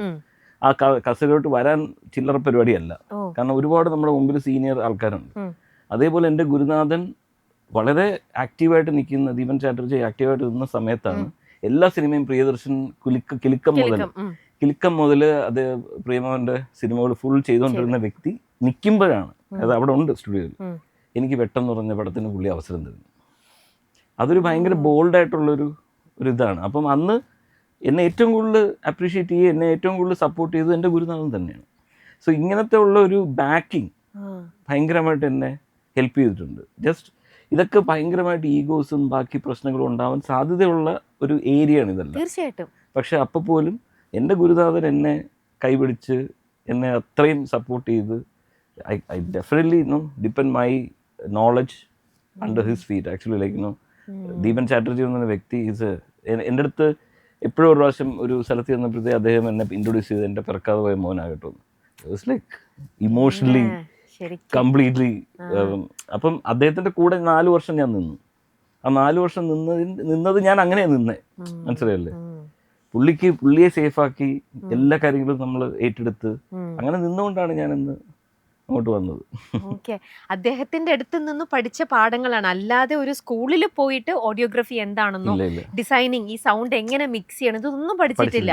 അദ്ദേഹത്തിന്റെ കൈ മൂവ്മെന്റ്സിലൂടെ കണ്ടും അത് ചെയ്തും പഠിച്ചിട്ടാണ് ചേട്ടന്റെ ഓരോ തുടക്കം. തീർച്ചയായിട്ടും. അദ്ദേഹം ആർ ഡി ബർമന്റെ അസിസ്റ്റന്റ് ആയിരുന്നു. അത് തന്നെ അങ്ങനത്തെ ഒരു ആളുടെ കൂടെ വർക്ക് ചെയ്യാൻ പറ്റുമെന്ന് പറയുന്നത് തന്നെ വലിയ ഭാഗ്യം. അപ്പൊ അദ്ദേഹത്തിന്റെ കൂടെ ഒരുപാട് സിനിമകൾ, 10-70 സിനിമകളിലും അദ്ദേഹത്തിന്റെ കൂടെ അസിസ്റ്റന്റ് ആയിട്ട് ജോലി ചെയ്തു. ആ ജോലി ചെയ്തത് തന്നെയാണ് എൻ്റെ പഠനം ചെയ്ത് പഠിക്കുകയായിരുന്നു എല്ലാ സിനിമകളും. അന്നത്തെ ഒരു ട്രാൻസ്ഫോർമേഷൻ ഉണ്ടായിരുന്നു, അനലോഗിൽ നിന്ന് ഡിജിറ്റലിലോട്ട് മാറുന്ന കാലഘട്ടം കൂടെ ആയിരുന്നു. അപ്പൊ അദ്ദേഹവും പഠിക്കുക, അപ്പൊ എനിക്കും കൂടെ പഠിക്കാൻ പറ്റി. അപ്പൊ അതും ഒരു വലിയ അനുഗ്രഹമാണ് ഈ കാര്യത്തില്. സോ എല്ലാം പോസിറ്റീവായിട്ട് വന്നു എന്നുള്ളതാണ് സത്യം. ഇനി നമ്മൾ സൗണ്ടിലേക്ക് പോകുന്നതിന് മുമ്പ് ഇതിനിടയില് ഈ പാട്ടിന്റെ ലോകത്ത് നിന്ന് അല്ലെ പെർക്കഷന്റെയും ഇതിന്റെ ഒക്കെ കൂടെ സംഗീത ലോകത്ത് നിന്ന് പയ്യൻ എവിടെ നിന്നാണ് ഈ ഫോട്ടോഗ്രാഫിയോടൊരു കമ്പം തോന്നിയത്? അത് ചെറുപ്പം മുതൽ എൻ്റെ അമ്മ ഫോട്ടോ ക്രേസ് ആണ്. അപ്പൊ അമ്മ യാഷിക്ക ക്യാമറ ഉണ്ടായിരുന്നു അമ്മയുടെ കയ്യിൽ. അപ്പൊ അമ്മയുടെ ക്യാമറയിൽ ഫോട്ടോ എടുത്ത് ഫിലിം വാഷ് ചെയ്ത് നമ്മൾ വെയിറ്റ് ചെയ്യും. ഒരു വെയിറ്റിംഗ് പീരീഡ് ഉണ്ട്. നമ്മൾ എക്സ്പോസ് ചെയ്തെടുത്ത ഒരു സിനിമ അല്ല ഈ ഒരു ഫോട്ടോ. അന്നത്തെ കാലത്ത് ഈ ഡിജിറ്റൽ ക്യാമറ ഒന്നും ഇല്ലല്ലോ. അപ്പൊ നമ്മൾ വാഷ് ചെയ്ത് ഇത് ഇവിടെ പ്രിന്റ് അടിക്കാനുള്ള സൗകര്യം പോലും ഇല്ല, കേരളത്തിലില്ല. അപ്പൊ അത് ബോംബെയിലോ എവിടെയോ പോയിട്ട് പ്രിന്റ് അടിച്ചിട്ട് വരുന്നത് ഏകദേശം 3 months ടൈം എടുക്കും. ഇതിനു വേണ്ടി വെയിറ്റ് ചെയ്യും. ഈ വെയിറ്റിങ്ങിന്റെ ഒരു ക്യൂരിയോസിറ്റി ഇല്ലേ, ഈ ക്യൂരിയോസിറ്റിയാണ് എന്നിൽ ഈ പറയുന്ന പോലെ നല്ല ഫോട്ടോ എടുക്കണം, കറക്റ്റ് ഒരു ക്ലിക്ക് പോലും ഭയങ്കര ഇമ്പോർട്ടൻ്റ് ആണ്, ചുമ്മാ ക്ലിക്ക് ചെയ്യാൻ പാടില്ല എന്ന് പറയുന്നൊരു തോന്നൽ വന്നു. അപ്പോൾ ലൈറ്റിങ്ങിനെ കുറിച്ച് പഠിച്ചു, അപ്പർച്ചറിനെ കുറിച്ച് പഠിച്ചു. അപ്പോൾ അങ്ങനെ ഓരോ കാര്യങ്ങൾ പഠിച്ചു പോയപ്പോൾ അതിൻ്റെ അടുത്തോട്ടൊരു ക്രേസ് തോന്നി. അങ്ങനെയാണ് ഞാൻ ശരിക്കും പറഞ്ഞ അതും കൊണ്ട് നടക്കാൻ തുടങ്ങിയത്. അമ്മയാണ് കാരണം. എന്നിട്ട് അത്തരത്തിൽ എന്തെങ്കിലും ഒരു എങ്ങനത്തെ ഫോട്ടോസാ കൂടുതൽ ഇഷ്ടം? എനിക്ക് പോർട്രേറ്റ്സ് ആണ് ഞാൻ കൂടുതൽ. എൻ്റെ അനന്തരമില്ലേ ഹരിശങ്കർ, ശംഖുവും അവൻ്റെ അനിയനും ഉണ്ട് രവിശങ്കർ, ഇവർ രണ്ടുപേരും വരുന്ന എൻ്റെ മോഡൽസ്. അവരാണ് ആ സമയത്ത് ജനിച്ച സമയം. ഇവരെ കൊണ്ടിരുത്തി ഫോട്ടോ എടുക്കുക. ഇവരുടെ ഫോട്ടോ എൻലെസ് ഫോട്ടോസ് ആണ് എൻ്റെ ഉള്ളത്. നെഗറ്റീവ്സ് ഉണ്ട്, ഫുൾ നെഗറ്റീവ്സ് ആണ്. അപ്പൊ ഇവര് രണ്ടുപേരും മോഡൽസ്, കുഞ്ഞു കുട്ടികൾ അവരെ ഇങ്ങനെ നിർത്തി അങ്ങനെ നിർത്തി വീട്ടില് തന്നെ ആൾക്കാരുണ്ടല്ലോ മോഡൽസ്. അതായിരുന്നു ഫുൾ പരിപാടി. പക്ഷെ അല്ലാതൊരു വേറൊരു വൈൽഡ് ഫോട്ടോഗ്രാഫിയിലേക്കോ അല്ലെങ്കിൽ ഫോട്ടോയുടെ ഒരു എക്സ്ട്രീം ഒരു ഫോട്ടോ എന്താ പറയാ നല്ലൊരു മൊമെന്റ് ക്യാപ്ചർ ചെയ്യാൻ വേണ്ടിയിട്ട് ഒരു ഇനിഷ്യേറ്റീവ് എടുത്ത് പോവുക അങ്ങനത്തെ ഒന്നും അന്നത്തെ കാലത്ത് എങ്ങനെയാ പറ്റുക? അത് അന്നത്തെ കാലത്ത് നമ്മളെല്ലാം റെസ്ട്രിക്റ്റഡ് ടു നമ്മൾ ഒരുപാട് ലിമിറ്റേഷൻസ് ഇല്ലേ നമുക്ക്. ആ ലിമിറ്റേഷൻ ഇന്നൊക്കെയാണ് അങ്ങനെ ഒരു ക്രൈസ് ഉണ്ടായിരുന്നെങ്കിൽ ഡെഫിനറ്റ്ലി ഈ പറഞ്ഞ പോലെ നമ്മൾ ആ രീതിയിൽ തന്നെ ചിന്തിച്ചു പോകുന്നത്. പക്ഷെ അന്നൊന്നും അതിനുള്ള സ്പേസ് ഉണ്ടായിരുന്നില്ല. നമുക്ക് എങ്ങനെ ചെയ്യണം എന്ന് പോലും അറിയില്ല, ആരും പറഞ്ഞു തരാനില്ല. അപ്പൊ ഇങ്ങനെ ഇവരുടെ ഫോട്ടോസ് ഒക്കെ എടുത്തതോടെ ചേട്ടൻ പിന്നെ ആ ഫോട്ടോഗ്രാഫി അത് അന്നേ അവിടെ മടക്കി വെച്ചോ? അത് പിന്നെയും നമ്മുടെ മനസ്സിൽ അത് മാറില്ല. Definitely it's not going to change. പിന്നീട് ഞാൻ ഫോട്ടോസ് എടുക്കും. ഇപ്പൊ മോക്ക് ഭയങ്കര ഇഷ്ടമാണ്. എന്റെ മോളിപ്പം ഷീ ഡസ് ദാറ്റ്. അപ്പൊ അച്ഛന്റെ അത് മോളായിരിക്കും ഇനി ചിലപ്പം അത് ഇനി നമ്മള് ചിലപ്പോ അതിലായിരിക്കും മോളുടെ കേൾക്കാൻ പോണത് അല്ലേ? അവക്ക് അതൊരു സൈഡ് ഹോബി മാത്രമാണ്. അവളിപ്പോ കൂടുതലും എന്റെ അസിസ്റ്റന്റ് ആണ് ഇപ്പൊ. അപ്പൊ സൗണ്ടില് തന്നെയാണ് മോളും. നിങ്ങള് കോമ്പറ്റീഷൻ ആണല്ലോ വീട്ടിൽ അച്ഛനും മകളും കൂടെ. അപ്പൊ അവള് ചെറുപ്പം മുതലേ അവള് ഫോക്കസ്ഡ് ആയിരുന്നു. ലൈക്ക് അവള് എന്റെ അടുത്ത് തന്നെ അസിസ്റ്റന്റ് ആവണം എന്നുള്ള ഫോക്കസിൽ തന്നെയാണ് അവള് വളർന്നത്. അങ്ങനെ നമ്മള് ചെന്നൈയിലെത്തി. ചെന്നൈയിൽ നിന്നും വർക്കുകളൊക്കെ അങ്ങനെ സ്റ്റാർട്ട് ചെയ്തു. അനന്തഭദ്രത്തിലൊക്കെ വരെ നമ്മൾ എത്തി നിൽക്കണം. അതിനുശേഷമാണെങ്കിലും അതിനകത്തെ തന്നെ അനന്തഭദ്രത്തിലെ വർക്കിന് തന്നെ എന്തൊരു അപ്രീസിയേഷൻ ആയിരുന്നു. നമ്മൾ ആ ചിത്രം തന്നെ ഭയങ്കര അധികം എല്ലാവരുടെ ഇടയിലും ശ്രദ്ധിച്ചൊരു ചിത്രം തന്നെയാണ്. പിന്നെ മഞ്ചാടിക്കുരു, പിന്നെ ചേട്ടന് പിന്നെ ഒരുപാട് അവാർഡ്സുകളായി. എപ്പോഴും എത്ര അപ്രീസിയേഷൻ കിട്ടിയെന്ന് പറഞ്ഞാലും സ്റ്റേറ്റ് അവാർഡ് പോലത്തെ വലിയ വലിയ അവാർഡുകളൊക്കെ വരുമ്പോൾ തന്നെ ഇവനിൽ എന്തോ സംഭവമുണ്ട്, നമ്മുടെ ടാലന്റിനെ അങ്ങനെ നമുക്ക് വലിയൊരു അപ്രീസിയേഷൻ അല്ലേ കിട്ടുന്നത്. പിന്നെ ഉറുമി, പിന്നെ അങ്ങോട്ട് ബാക്ക് ടു ബാക്ക് പറയാൻ പോയി ഒരുപാട് ചാപ്പാക്കുറിശി എല്ലാം ഒരുപാട് മൂവീസൊക്കെ. പക്ഷെ അന്നേരമൊക്കെ ചേട്ടന് തോന്നി, അപ്പം എന്താ പറയാ, പ്രതീക്ഷിക്കാതെ വന്നു, എങ്ങനെയൊക്കെ ഇങ്ങനെയൊക്കെ ആയി, പിന്നെ ഇതാണെന്നൊരു തിരിച്ചറിവ് വന്നു. ചേട്ടൻ വിചാരിച്ചിരുന്നു എൻ്റെ വർക്കിന് ഇത്ര അധികം ഒരു അപ്രീസിയേഷൻ കിട്ടുമെന്നോ? ഈ ചെറുപ്പം ഇല്ലല്ലോ, അങ്ങനെയൊന്നും വിചാരിച്ചിരുന്നില്ല. വിചാരിച്ചിട്ടില്ല. പക്ഷേ ഈ പഠന പടങ്ങൾ ഈ കണ്ടിന്യൂസ് ആയിട്ട് മലയാളം ഇൻഡസ്ട്രിയിൽ ഒരു ഭയങ്കര സംഭവമാണ് എന്നുള്ള രീതിയിൽ നമുക്കൊരു ചെറുപ്പമല്ലേ, ഉം. എനിക്ക് അഹങ്കാരം വരെ തോന്നിയിട്ടുണ്ട്. ലൈക്ക് ഐ ഫീൽ ലൈക്ക് ഞാൻ അതിൻ്റെ ഒരു അഹങ്കാരം എൻ്റെ ഉള്ളിലോട്ട് വരുന്ന ഒരു ടൈം ഉണ്ടായിട്ടുണ്ട്. കാരണം പ്രായം അതാണല്ലോ. എല്ലാ സിനിമയും ഉം. ഇങ്ങോട്ട് വരുള്ളൂ. മലയാള സിനിമ എന്ന് പറഞ്ഞാൽ ആദ്യം എന്നെ വിളിക്കും, ആ. എന്നിട്ടുള്ളൂ വേറെ. അപ്പോൾ ഇത് വന്നിട്ട് എനിക്ക് ഐ ഫെൽ ലൈക്ക് ദാറ്റ് എനിക്കത് അത്ര നല്ലതായിട്ട് ഫീൽ ചെയ്തിട്ടില്ല. എൻ്റെ ലൈഫിൽ അതിൻ്റെ ഒരു ബ്രേക്ക് എനിക്ക് കിട്ടിയത്, അതായത് നീ ആരുമല്ല, ഒരു തട്ട് കിട്ടി. നോ വൺ ആ, എന്ന് പറയുന്ന തിരിച്ചറിവ്. തട്ട് കിട്ടിയത് എനിക്ക് തമിഴിലോട്ട് എൻ്റർ ആകുമ്പോഴാണ്. തമിഴിലോട്ട് അടുത്തൊരു ലാംഗ്വേജിലോട്ട് എൻ്റർ ആകുമ്പോഴത്തേക്ക് ഞാൻ പുതിയ ആളാണ് അവിടെ. അപ്പം അതൊരു ശരിക്കും എനിക്ക് തിരിച്ച് കണ്ണു തുറക്കല. കാരണം നമ്മൾ ഈ നമ്മുടെ ഏജ് കഴിയുമ്പോഴും നമ്മൾ ഓരോരോ പാഠങ്ങൾ പഠിച്ച് നമ്മളൊരു മെച്ചുറായി വരണം. അപ്പോൾ ഈ പറയുന്ന പോലെ ഈ പടങ്ങൾ കിട്ടുക എന്ന് പറയുന്നത് നമ്മൾ അഹങ്കരിക്കാൻ പാടില്ല എന്നൊരു തിരിച്ചറിവാണ് എനിക്ക് തമിഴിലോട്ട് എൻ്റർ ആയപ്പോൾ കിട്ടിയത്. അപ്പോൾ ഓരോ ലാംഗ്വേജിൽ നമ്മൾ പിന്നീട് എൻ്റർ ആയിക്കൊണ്ടിരിക്കുമ്പോഴത്തേക്കും ഞാൻ പുതിയത് അവിടെ, എന്നെ ആർക്കും അറിയില്ല. അപ്പോൾ ഇതെനിക്ക് ഒരു ഐ ഓപ്പണിങ് സംഭവമായിരുന്നു. അതുകൊണ്ട് ഞാൻ ഒരിക്കലും എന്താ പറയണ്ടേ, ഇന്നും ഞാൻ ഇപ്പോൾ ഒരു സിനിമ എനിക്ക് വരുമ്പോഴത്തേക്ക് ഞാൻ I feel like I should give 100% to that movie. ഒരു ആർട്ടിസ്റ്റ് എന്നുള്ള രീതിയിൽ, അല്ലെങ്കിൽ ഒരു ടെക്നീഷ്യൻ എന്നുള്ള രീതിയിൽ ഞാൻ 100% ആ മൂവി കൊടുക്കണം. ആ ഒരു റെസ്പെക്റ്റും ഇതുമൊക്കെ എനിക്ക് കൂടിയത് ആ ഒരു മൊമെൻറ്റിൽ നിന്നാണ്. അങ്ങനെ കുറച്ച് അനുഭവങ്ങളുണ്ട്. അതായത് ഈ പറയുന്ന പോലെ നെഗറ്റീവായിട്ടുള്ള അനുഭവങ്ങൾ ഉണ്ടായിട്ടുണ്ട്. എന്നെ പടത്തിൽ എടുത്തിട്ട് പിന്നെ മാറ്റുക, ഇവൻ ആരാ എന്ന് പറഞ്ഞിട്ട് മാറ്റുന്ന അനുഭവങ്ങൾ, അങ്ങനത്തെ ഒരുപാട് അനുഭവങ്ങളുണ്ടായിട്ടുണ്ട്. പക്ഷെ ഞാൻ ഇന്നേ വരെ അങ്ങോട്ട് പോയി ആരെടുത്തും സിനിമ ചോദിക്കുന്ന ഒരു പതിവ് ഇല്ല. ആണോ? ചോദിച്ചിട്ടേ ഇല്ല? ഇല്ല ഇതുവരെ ഇല്ല. എനിക്ക് ഈ പറയുന്ന പോലെ ആദ്യത്തെ സത്യം ഞാൻ ഇതായിട്ട് പറയുന്നതല്ല, എൻ്റെ സിനിമകൾ കണ്ടിട്ട് തന്നെയാണ് എന്നെ ആൾക്കാർ വിളിക്കുന്നത്. ഇന്ന് അങ്ങോട്ട് പോയിട്ട് എനിക്കൊരു പടം ചെയ്യാൻ ആഗ്രഹമുണ്ട്, ഇന്ന് വരെ പറയാനായിട്ട് ദൈവം ഒരു സ്പേസ് എനിക്ക് തന്നിട്ടില്ല. അത് ഈ പറയുന്ന ഇപ്പം ഫസ്റ്റ് ഈ പറയുന്ന ഇപ്പം ഞാൻ കന്നഡ ഇൻഡസ്ട്രിയിലായിരുന്നു എനിക്ക് ആദ്യത്തെ അസിസ്റ്റൻ്റായിട്ട് വർക്ക് ചെയ്യുന്ന സമയത്ത് ദീപൻ സാർ ഏറ്റവും കൂടുതൽ കന്നഡ പടങ്ങളാണ് ചെയ്തിട്ടുണ്ട്. നമ്മുടെ പുനീത് രാജ്കുമാറിൻ്റെ ആദ്യത്തെ പടമില്ലേ അപ്പു, അവിടെ നിന്നാണ് കന്നഡ മൂവിയിലോട്ടുള്ള എൻട്രി.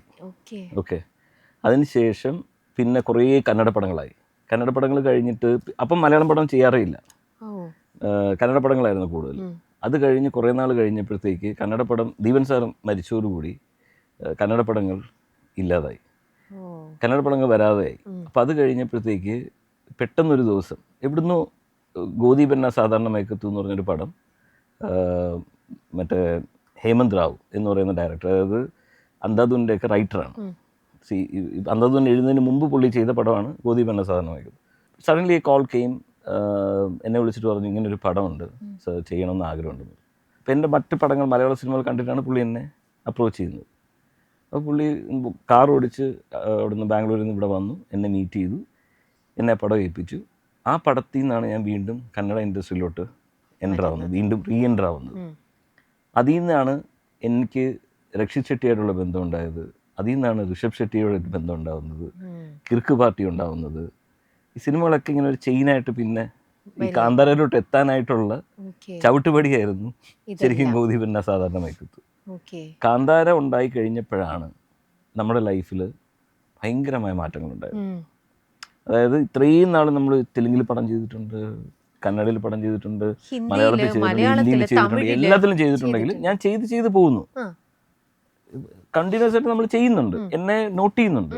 പക്ഷെ എന്നാൽ പോലും ഈ കോമൺ മാനിന്റെ ഇടയിലേക്ക് ഒരു നോട്ടിങ് വന്നപ്പോഴത്തേക്ക് ഒരു കോൺവെർസേഷൻസ് ഉണ്ട്. ലൈക്ക് കാന്താര ഫസ്റ്റ് പാർട്ട് അത് ചെയ്ത് കഴിഞ്ഞപ്പോഴത്തേക്കാണ് കംപ്ലീറ്റ് എൻ്റെ ഒരു ഡോർ അങ്ങ് ഓപ്പൺ ആയി, ഓൾ ഇന്ത്യ ലെവലിലോട്ടൊരു ഡോർ ഓപ്പൺ ആയി. So I can start demanding. നമുക്കിപ്പോൾ എന്താ പറയുക, ഞാൻ പറയുന്ന ഒരു ശമ്പളം എനിക്ക് എന്ത് കിട്ടിയാലേ ഞാൻ ചെയ്യാൻ പറ്റുള്ളൂ എന്ന് പറയുന്ന ലെവലിലോട്ട് നമ്മളെ കൊണ്ടിരുത്തിയത് കാന്താരയാണ്, നോ ഡൗട്ട്. കാരണം അതിന്റെ റീച്ച് ചില്ലറയായിരുന്നില്ലല്ലോ കാന്താര. അതെ, ഇപ്പോഴത്തെ ഭയങ്കര അധികം ശ്രദ്ധിച്ച ഒരു പാൻ ഇന്ത്യൻ മൂവി എന്ന് തന്നെ പറയാം. എല്ലാവരും ശ്രദ്ധിച്ചു, അതൊരു വേറെ തന്നെ ഒരു ചാപ്റ്റർ ക്രിയേറ്റ് ചെയ്തു സിനിമയിൽ തന്നെ. ഓക്കെ. അപ്പം ഇതിനു മുമ്പേ ഈ തമിഴിലേക്ക് ചേട്ടൻ ചെന്നപ്പോ ഒരു ബേബി ആയിരുന്നു എന്ന് പറഞ്ഞു. പക്ഷെ അതിനു മുമ്പേ മലയാളത്തിൽ ഒരുപാട് സിനിമ ചെയ്തിട്ടുണ്ട്. ഉണ്ട്. ആ സിനിമകളെല്ലാം ചെയ്ത് കഴിയുമ്പോഴും ഈ സിനിമ ചെയ്തതിന്റെ വർക്ക് കേട്ടിട്ടായിരിക്കുമല്ലോ അവര് തമിഴ് ഇൻഡസ്ട്രിയിലേക്ക് വിളിച്ചിട്ടുണ്ടാവുക. അല്ല അല്ല അന്ന് ഇപ്പൊ ഞാൻ പറഞ്ഞല്ലോ, ഇപ്പൊ ഇന്നിപ്പോ മലയാള സിനിമ എന്ന് പറയുന്നത് അന്നത്തെ കാലത്ത് മലയാളി എന്ന് പറഞ്ഞു കഴിഞ്ഞാൽ മാറ്റി നിർത്തലുണ്ടോ? തേർഡ് റേറ്റഡ് പടം. Yes, it's A third rated movie നടക്കുന്ന സ്ഥലം. ഞാൻ അവിടെ ചെന്നൈയിൽ വളർന്ന ഒരാളാണ്. മലയാളത്താൻ ഷക്കീലപ്പടം തന്നെ എന്ന് പറയുന്ന, ഞാൻ don't want to use that name, പക്ഷെ അങ്ങനത്തെ പടങ്ങൾ മാത്രമേ, തേർഡ് റേറ്റഡ് മൂവീസ് മാത്രം നടക്കുന്ന ഒരു ഒരു ഇൻഡസ്ട്രി, അവിടുന്ന് വരുന്ന ഒരാൾ, ആ പടങ്ങളാണ് പുള്ളി ചെയ്യുന്നത്. എന്ത് വില കിട്ടാണ്? സോ അന്ന് തമിഴ് സിനിമ അങ്ങനെയാണ്, തെലുങ്ക് സിനിമ എന്ന് പറഞ്ഞാൽ അങ്ങനെയാണ്. മലയാള സിനിമ എന്തോ തേർഡ് റേറ്റ് പടങ്ങൾ. സോ ആ മലയാളത്താൻ എന്ന് തന്നെ പറയും എന്ന് പറഞ്ഞ് നമ്മളെ മാറ്റി നിർത്തുന്ന ഒരു അവസ്ഥ ഉണ്ടായിരുന്നു.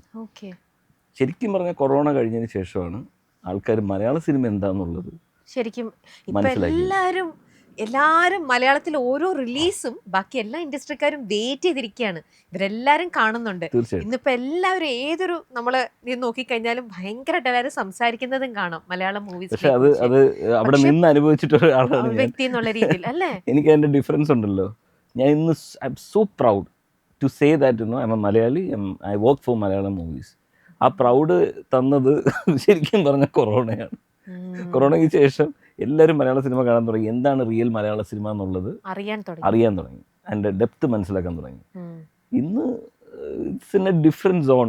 ഇപ്പം എവിടെ ചെന്നാൽ മലയാളം എന്തൊരു പടങ്ങളാശാണ് നിങ്ങൾ ചെയ്യുന്നത്, ഇത് പറയാത്ത ആരും ഒരു ഇൻഡസ്ട്രി ഇല്ല. നമുക്ക് കിട്ടുന്ന റെസ്പെക്ട് എന്നൊക്കെ പറഞ്ഞാൽ അന്ന് അത് കാണാത്തതുകൊണ്ടാണ്. അവർ കാണുന്ന സിനിമകൾ മുഴുവൻ, അതാ പറഞ്ഞത്, സോഷ്യൽ മീഡിയ അത്ര സ്ട്രോങ് ആയിരുന്നില്ല. അതുകൊണ്ട് തന്നെയാണ് എൻ്റെ ഈ സിനിമകളൊന്നും കണ്ടിട്ടല്ല എന്നെ വിളിക്കുന്നത്, എൻ്റെ ബന്ധങ്ങൾ കൊണ്ടാണ്. ചേട്ടനായിട്ട് ഇനിഷ്യേറ്റീവ് എടുത്ത് പോയതാണോ തമിഴിലേക്ക് കേറാനായിട്ട്? അതുമല്ല. ഇപ്പം എനിക്ക് ഇപ്പം അതിന് ശരിക്കും പറഞ്ഞാൽ താങ്ക്സ് ടു പ്രിയദർശൻ അഗെയിൻ. കാരണം വെച്ച് കഴിഞ്ഞാൽ അവിടെ 4 ഫ്രെയിംസ് എന്ന് പറയുന്ന സ്റ്റുഡിയോയിൽ വരുന്ന സിനിമകൾ പുള്ളി സ്റ്റാർട്ടഡ് റെക്കമെൻഡിങ്, അദ്ദേഹം എൻ്റെ പേരും കൂടെ പറയാൻ തുടങ്ങി. അപ്പോൾ പ്രിയദർശനെ പോലെ ഒരാൾ ഇന്നാരുടെ പേര് പറഞ്ഞല്ലോ, അപ്പോൾ നമുക്ക് വൈ ഡോണ്ട് വി ട്രൈ. ഞാനായിട്ട് പോയിട്ടില്ല. അപ്പോൾ അവിടെ അങ്ങനെ ട്രൈ ചെയ്ത് എനിക്ക് ഞാൻ ചെയ്ത കുറച്ച് സിനിമകൾ ആൾക്കാർ ശ്രദ്ധിക്കാൻ തുടങ്ങി. അവിടെയും എനിക്ക് കിട്ടിയ ഒരു ഭയങ്കരമായ ചേഞ്ച്. ഞാൻ കിരീടം എന്ന് പറഞ്ഞ പടം ചെയ്തു. അത് കിരീടം ഭയങ്കരമായിട്ട് ശ്രദ്ധിക്കപ്പെട്ടു. അതായത് അജിത്തിൻ്റെ പടം. ഞാൻ ആലോചിക്കണം, ഞാൻ എൻ്റെ ആദ്യത്തെ തമിഴ് സിനിമ ചെയ്യുന്നത് തന്നെ അജിത്തിൻ്റെ പടമാണ്. അപ്പോൾ അത് ഉണ്ടായ കാരണം എന്ന് വെച്ചാൽ, അത് ലൈക്ക് AL വിജയ് എൻ്റെ കൂടെ, അതായത് പ്രിയദർശൻ്റെ ലാസ്റ്റ് അസിസ്റ്റൻ്റായിട്ട് AL വിജയ് ഉണ്ടായിരുന്നു. അപ്പോൾ ഞങ്ങൾ ഒരുമിച്ച് ഓപ്പറേറ്റർ റൂമിൽ പോയിരുന്ന് കഥ പറയുകയും, ഞങ്ങളുടെ ഫ്രണ്ട്ഷിപ്പിൻ്റെ പേരിലാണ് AL വിജയ് പടം ചെയ്യുമെന്ന് പറഞ്ഞപ്പം he decided to bring me to the board. അവിടെ തിരിച്ചു വന്ന് എന്നെ വെച്ചിട്ട് അജിത്തിൻ്റെ പടം ചെയ്തു. ഞങ്ങൾ ഫ്രണ്ട്സാണ്. ആ ഫ്രണ്ട്ഷിപ്പിൻ്റെ പേരിലാണ് ആ സിനിമ ഉണ്ടായത്. അപ്പോൾ അതൊരു മാർക്കായി. അദ്ദേഹം തന്നെ നെക്സ്റ്റ് ഇമ്മീഡിയറ്റ് പടം ചെയ്തതാണ് മദ്രാസ് പട്ടണം. അപ്പോൾ എനിക്ക് മദ്രാസ് പട്ടണം ഞാൻ ചെയ്തപ്പോഴത്തേക്ക് എനിക്ക് വീണ്ടും എൻ്റെ name was established. And then again Karthik Subraj ആദ്യമായിട്ട് പടം ചെയ്തപ്പോൾ പിസ എന്ന് പറഞ്ഞ പടം എന്നിലേക്ക് വന്നു. അപ്പോൾ എനിക്കിത് മതി. ഇത്രയും പടങ്ങളായി കഴിയുമ്പോൾ തന്നെ എൻ്റെ വർക്ക് അവിടെ പ്രൂവ് ആയി.